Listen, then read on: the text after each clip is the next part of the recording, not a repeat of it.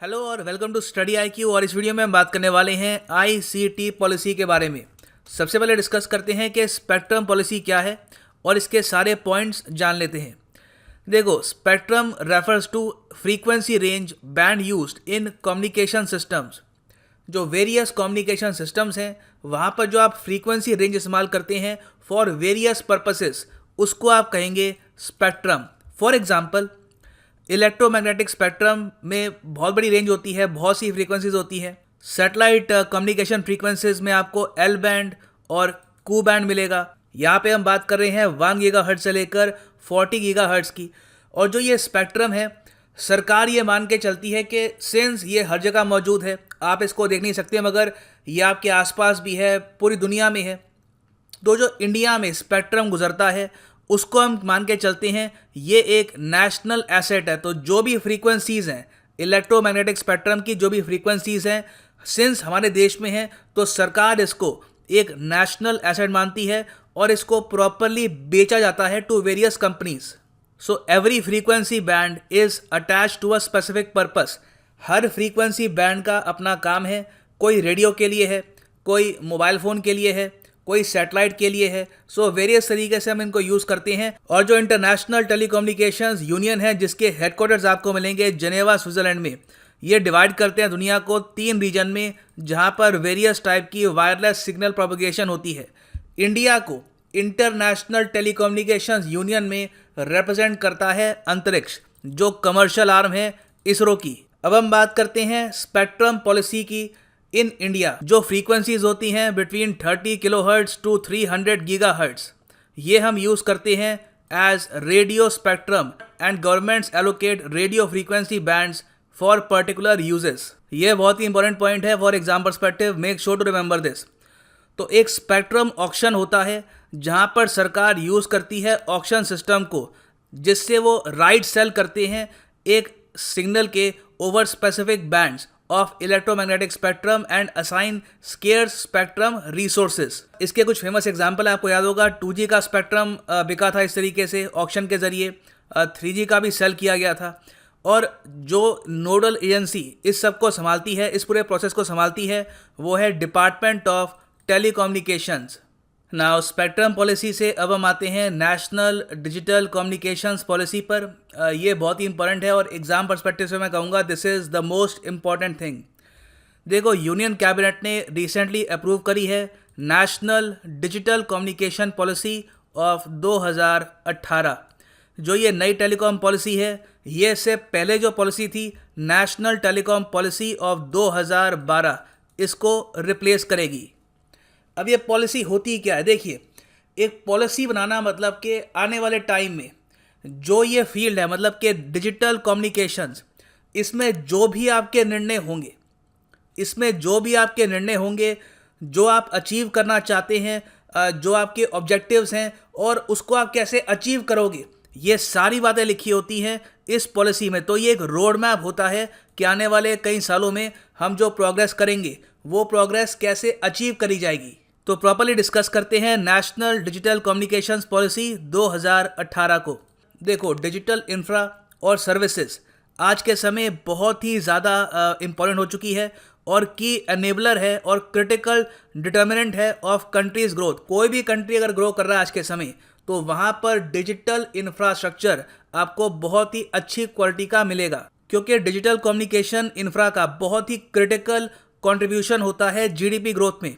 यहाँ पर सरकारी डॉक्यूमेंट में इन्होंने ये बात बताई है कि it has been broadly estimated that 10% increase in broadband penetration in a country. अगर एक देश है वहाँ पर ब्रॉडबैंड की पेनिट्रेशन 10% बढ़ती है, तो इसका सीधा इम्पैक्ट होता है कि 1% जीडीपी ग्रोथ रेट उस कंट्री की बढ़ जाती है। मतलब ऐसा नहीं है कि हर साल ऐसा होगा, मगर हर 10% इंक्रीज पर आपको 1% की ग्रोथ यहाँ पर दिखेगी। हमारे इतने सारे विलेजेस हैं, इतने डिस्ट्रिक्ट हैं जहाँ पर आज भी प्रॉपर इंटरनेट पेनिट्रेशन होनी रखी, तो वहाँ पर जब पहली बार हम इंटरनेट प्रोवाइड करेंगे तो उनके लिए वो एक रेवोल्यूशनरी प्रोसेस होगा। तो इसलिए कहा जाता है कि जो ग्रोथ हम इंडिया में देखेंगे ये सिग्निफिकेंटली हायर होगी कंपेयर टू अदर कंट्रीज़। मतलब कि इंडिया में अगर 10% इंटरनेट पेनिट्रेशन बढ़ती है तो इसका इम्पैक्ट 1% जीडीपी ग्रोथ रेट से भी आपको ज़्यादा दिखेगा। फिर आगे ये पॉलिसी कहती है डिजिटल इंडिया ऑलरेडी काम कर रहा है जो इसको करना है। जो इंडिया की डिजिटल प्रोफाइल है और जो फुटप्रिंट है, मतलब कि जो हमारा इम्पैक्ट है,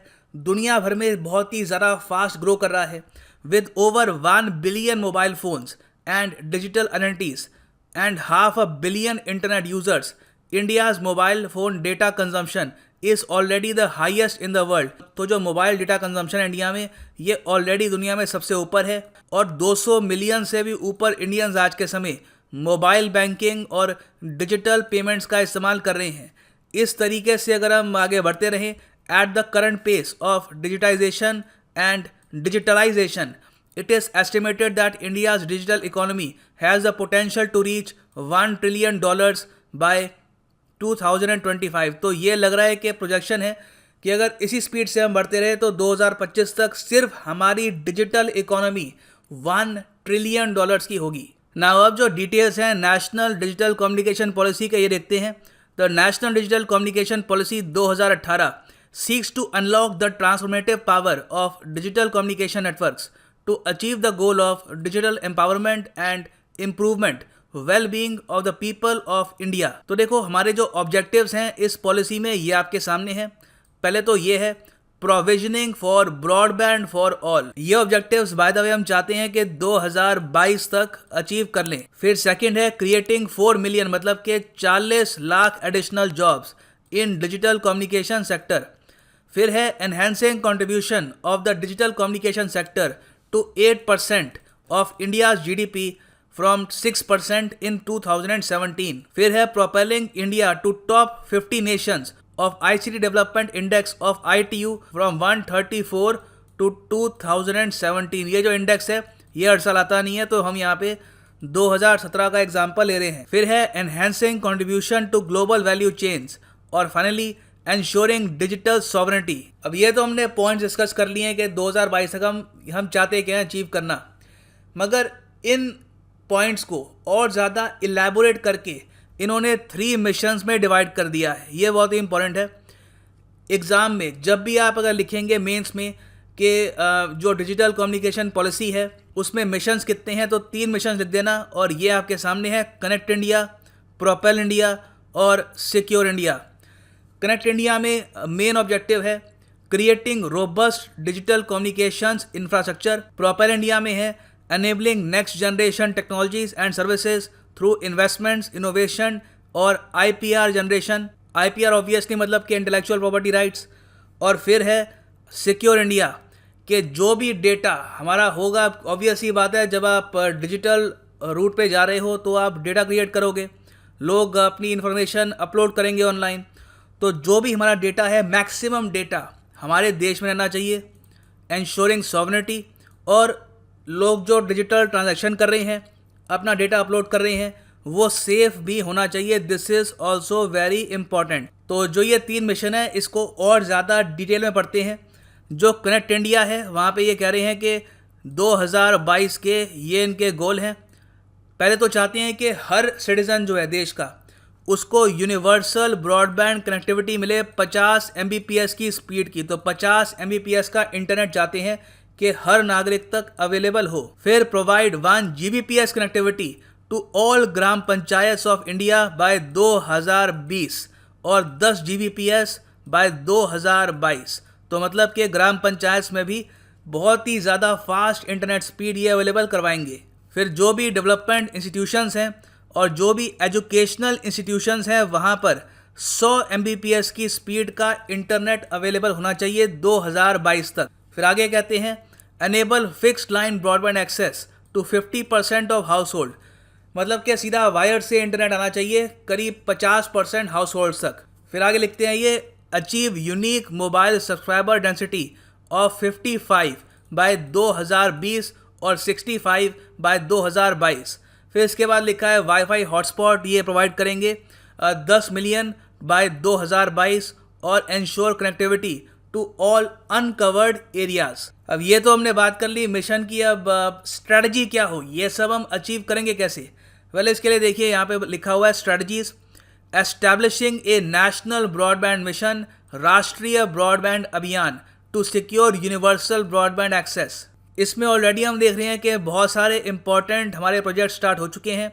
एक है भारत नेट, जहाँ पे हम 1 Gbps प्रोवाइड करेंगे ग्राम पंचायत को, जो अपग्रेडेबल है 2022 तक टू 10 Gbps। फिर है Gram net, connecting all rural development institutions with 10 Mbps speed, upgradable to 100 Mbps। फिर आते हैं हम सेकेंड मिशन पर, यह है propel India, enabling next generation technologies and services through investments, innovation, indigenous manufacturing and IPR generation. इसके 2022 के गोल्स आपके सामने हैं। एक है attract investments of $100 billion in digital communication sector. फिर है इंक्रीज करना इंडिया का contribution in global value chains. Third है creation of innovation led startups in digital communication sector. फिर है creation of globally recognised IPRs in India. फिर है development of standard essential patents in the field of digital communication technologies. उसके बाद train, reskill 1 million manpower for building new age skills. फिर है expand internet of things ecosystem to 5 billion connected devices. फिर है acceleration करना industry 4.0 की। फिर हम आते हैं मिशन नंबर 3 पर, secure India, ensuring digital sovereignty. Goal यहाँ में बहुत ही बेसिक है, एस्टैब्लिश करना एक comprehensive data protection regime for digital communication that safeguards privacy. Safe होनी चाहिए, एक व्यक्ति की जो आइडेंटिटी है वो सेफ होनी चाहिए, एक व्यक्ति की जो आइडेंटिटी है वो सेफ होनी चाहिए। ऑटोनॉमी मतलब कि यहाँ पर प्रोवाइड करनी होगी, choice of individuals and facilitates India's effective participation in global digital economy. फिर है ensure that net neutrality principles are upheld and aligned with service requirements, bandwidth availability and network capabilities including next generation access technologies. फिर है develop and deploy robust digital communication network security frameworks.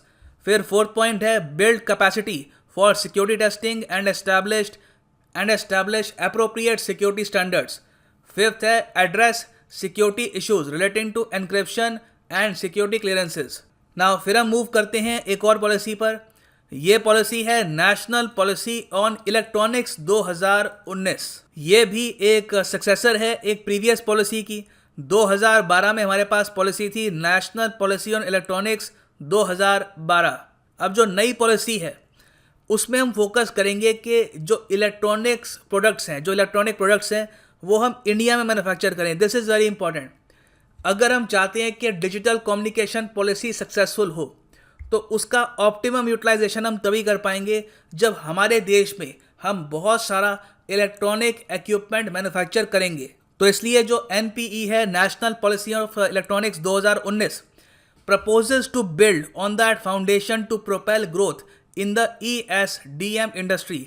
ESDM मतलब कि electronics system design and manufacturing industry. तो इसमें जो objectives हैं ये आपके सामने हैं। ये by the way policy approve हो चुकी है, इस पर हम आज के समय काम कर रहे हैं।